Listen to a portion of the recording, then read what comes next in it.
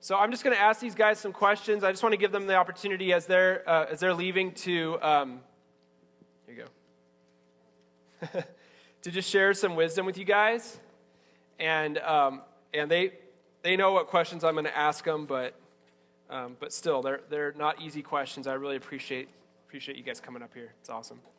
Okay. So first of all, introduce yourselves. Is it on? Yeah. Yes, it is on. So my name is Josh. I've been coming here for probably 8 years. Cool. So you two can share a mic, and then you two can share a mic. My name is Caleb. I've been coming here for, 2 years? Okay. Woo! Hi, I'm Mary. I've been coming here for less than 2 years. Yeah, it's pretty awesome though.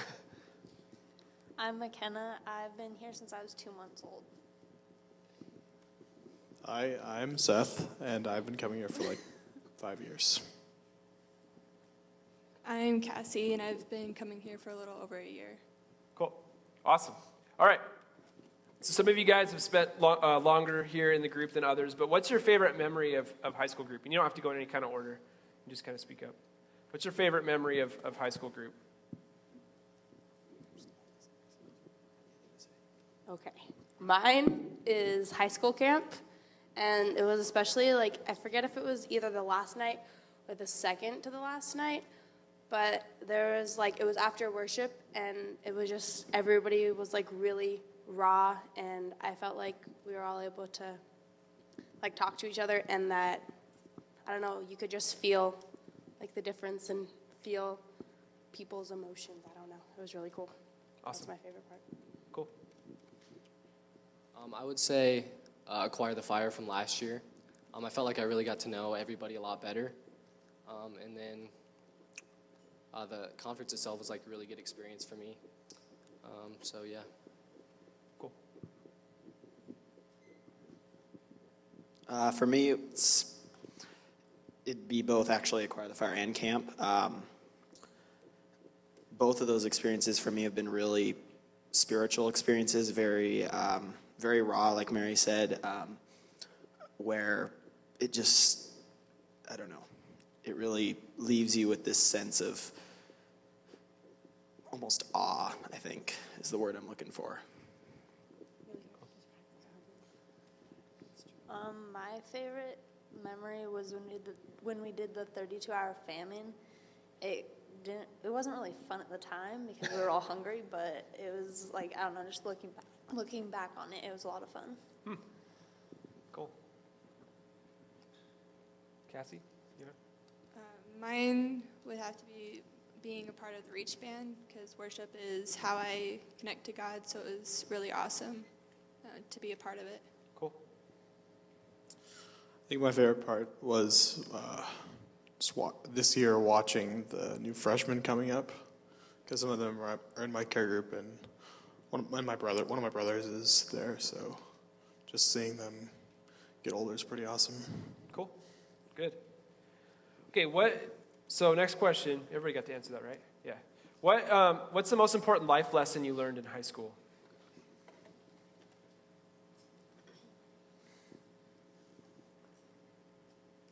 Look at him squirm. So, my most important life lesson is that procrastinating is almost never worth it. Almost never worth it. Sometimes it's very worth it, but it's almost never worth it. And it's better to just err on the side of it not being worth it and just do it when you're supposed to do it.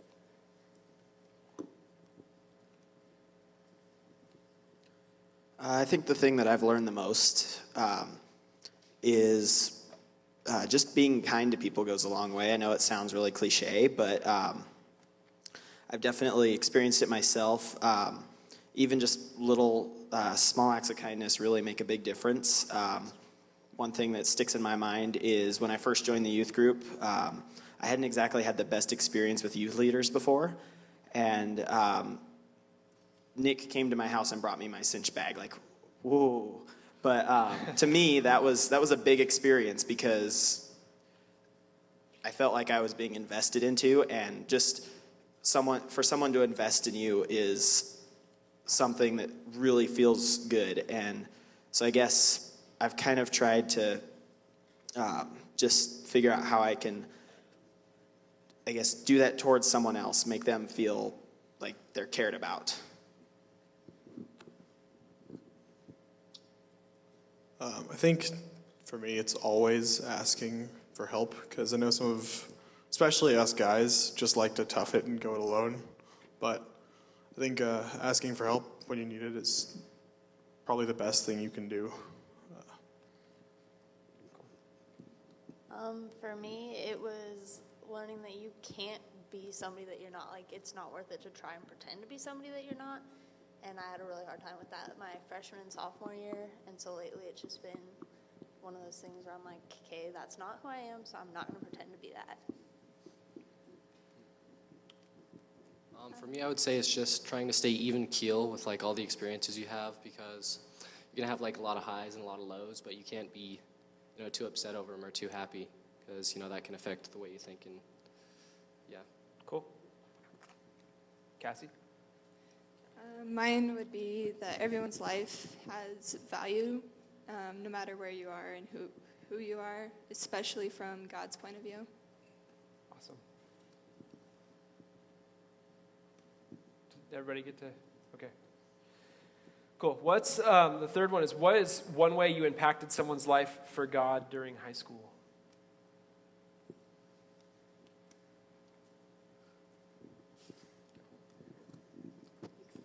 Go ahead, Mary. Okay. Mine would be taking up leadership roles, kind of like I just did. I've been going first the past 3 questions. Get up, guys. Come on. All right. So taking up leadership roles, like I recently became a middle school leader, and it's been really cool to just be able to invest in the middle school lives.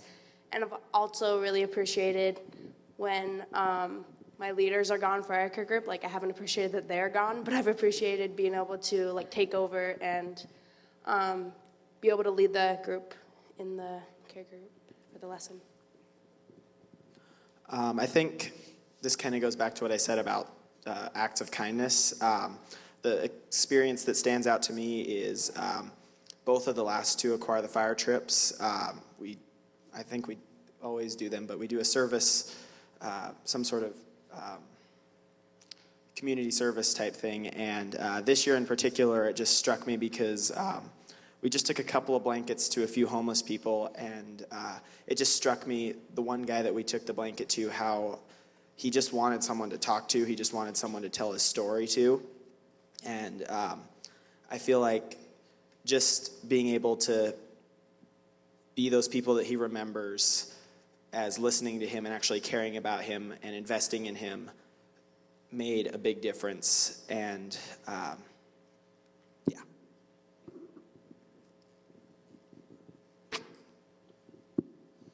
Yeah, so I have this friend at my school, not going to name names, but, he was like really into drugs and alcohol and the partying lifestyle. But, deep down I could tell that really he just needed a good friend and somebody to love him. So, I decided that I would try and give that to him through God and stuff. And I really noticed like a change in his lifestyle after that. And, he's getting better still, so. Cool. That's awesome. Kind of going off of what Caleb said, the first year that I went to Acquire the Fire and we did the homeless ministry in Portland, it was me, Ariana, and a few other girls, and we were the only ones that were like in this group. There's 2 leaders, but we didn't know them, and we were like walking around, and then the leaders just kind of wandered off and left like the 4 of us girls standing there. And so we were kind of freaked out because it was like the middle of the night in Portland, Oregon, and none of us knew what we were doing or where we were. And so we just kind of, like, we stood there for a minute and tried to decide if it was worth it to keep going and, like, or go back and try and find somebody who knew what they were doing, because there's just 4 girls walking through Portland. And, like, we decided to keep going, and the further that we walked, the more people we were able to talk to. And there's this one lady, and she came up to us, and she was just, like, asking us what we were doing and stuff. And we talked to her for probably 20 minutes. And then the next year that I went back, we ran into the same lady, but she was actually helping with the homeless ministry. And so it was just really cool to be able to like talk to her because she wasn't on the street anymore. And so that was just kind of one of the things that stuck out the most to me. My junior year, I invited one of my best friends to go along with me to Oregon for a really kind of intense weekend church camp sort of deal called Life Change. And it's called Life Change for a reason, and it's based like surrounded by God, and it was probably one of the best experiences of my life, and hers as well. So For me, it was definitely just being friends with people and reaching out to them when they didn't necessarily have somebody to be friends with, or if they were having a really bad day and nobody was paying attention to them. I think it was really one thing that I was really good at is reaching out to them and making sure they had a good time.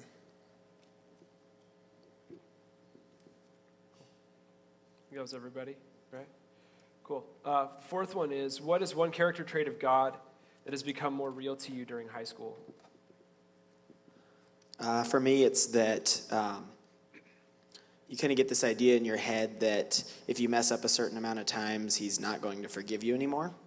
And I think I've realized that he has endless grace. You can mess up over and over and over again, and you don't have to sit there and say, okay, I need to re-accept God into my life. He's already there. And that was something that took me a while to realize. For a while, I kept saying, well, better ask Jesus to come back again because it's been too long. And I realized that he's just there. He always loves you no matter what. Like, it sounds, again, kind of cliche, but it's really true. It's something that you definitely can feel if you're in a low place and you just pray to God and you feel him there with you.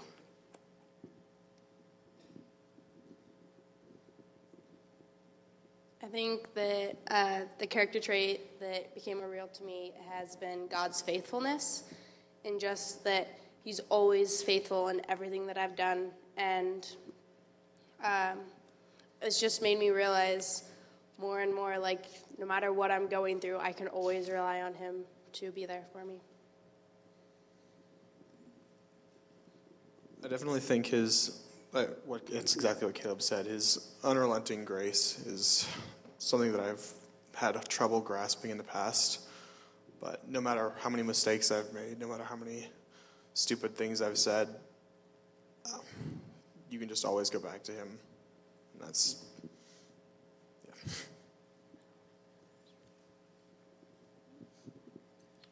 yeah. the character trait that I really kind of got exposed to more and more through high school actually comes from my favorite Bible verse, Genesis 50:20. And it just the fact that God has the ability to use every aspect of your life and everything that the enemy throws at you for the greater good and to better everyone else's life. Is that the verse where Joseph is talking to his brothers and he forgives them and he says, you intended this for harm, but God intended it for good? Yeah. Yeah, it's a good verse. I don't know if it's necessarily a character trait, but I have a hard time, like I've always had a hard time like trusting in God that something good is going to come out of whatever situation I'm in. And so in the last 4 years of school, it's been, like I've been through some pretty sketchy things. And just knowing that at the end of it, something better will come out of it. And so it just kind of helped me out. It's like hope. Yeah. Kind of like hope. Yeah, it's good. Caleb and Seth kind of took mine, but just being able to see like his eagerness and willingness to take you back even after you've messed up is really cool, I think. Because, I've messed up a few times. I'm sure everybody has. And then to add on to that, just like kind of the messages he sends you. Like one time I was driving down the road and I saw this verse on a billboard that like spoke to me perfectly. It's just things like that are really cool to see. So Cool. You know what I really appreciate about this class, this senior class, is just how real they are. don't know if some of you guys have gotten to know them better than others, but there's no pretense, there's no faking. I mean, you guys are the real deal, so I really appreciate that about you. Okay, so this is the last thing. What is one piece of advice that you would give to these students who are coming up after you? One piece of advice, and some of you guys kind of already touched on this a little bit, but if you had to sum it up, what's one piece of advice you'd give? I'm definitely going to give a piece of advice specifically to the guys. Be more focused on Jesus than you are on video games and girls. I'm serious. And girls will find that attractive. That also works. Yeah. Yeah, think about that. But it helps because when you've got God first, you start to focus on God, and then everything from that blossoms outward and still works because your base is God. He will make it work for you if you believe that he will, because I've been through it, so. Cool. One piece of advice that I would give is to get involved. It's when you first start coming, it might seem like it's kind of hard to get connected with everyone, but there's always things that you can do. There's so much stuff that the church needs help with, and getting involved just makes it all more real, and that's something that has really helped me enjoy coming to Reach, and just I don't know, doing stuff is maybe it's one of my love languages or something, but get involved because it's really awesome. And also, if you're gonna play Smash Face, don't play it if you're not gonna be prepared to get hit in the face, because you will get hit in the face at least once, and it will hurt. One piece of advice that I have is don't procrastinate. Mary already said it, but I can't stress it enough. Don't ever put anything important off. Just do it. Just get it over with. Tear it off like a Band-Aid. Get it done. Just do it. Thank you. I would say just have a good balance between God, fun, school, all that stuff, and don't get too invested in any of those. Well, God, I mean, obviously you want to get invested in that, but the other two, have a good balance between them. Cool. Good. It's not necessarily school related or whatever, but don't be afraid to try something new, because if you don't try it, you're never gonna know if you like it or not. And Not drugs, obviously. Yeah. That's what I said. Drugs. Don't do drugs. Don't listen to what Sue says. Don't ever listen to Sue. Cool.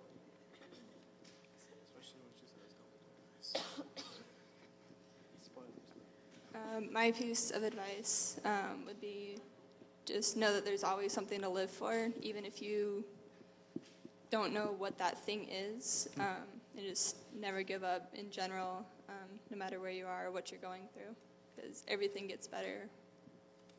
Awesome. Is that everybody? Cool. Thanks, guys. That's awesome. All right. Hey, don't leave. I want to pray for you and pray for you guys too. And we're going to head to care groups. Is the pizza gone? No? There's pizza out there. Plenty of pizza. So if you want some more, go for it. All right. I'm going to pray, and we're going to head to groups. All right. God, thank you so much for this night. I just want to thank you for these seniors who are here, the ones who weren't able to be here tonight also, God. And I just thank you for the inspiration that they are to me, just what they have taught me about you, God, and how I have seen just Christ lived out in their lives, how I've seen the Spirit active in their lives also. Thank you for their heart for people, their heart for you, God. I thank you that you have helped them to find places to use their gifts and to encourage others.